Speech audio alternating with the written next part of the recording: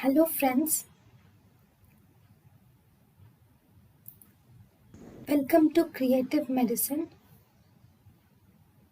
In this lecture, we will learn about. Hello friends, identify the instrument. So what do you see? This is also a scoop. You can see this scoop and it has a spoon shaped tip.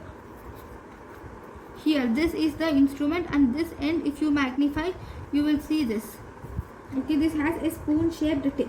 So what is this? This is a gallstone scoop. It is a gallstone scoop. It has spoon shaped tip at both the ends.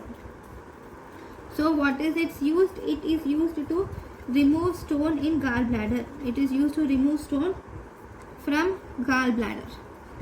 So this is about the gallbladder stone scoop. Thank you.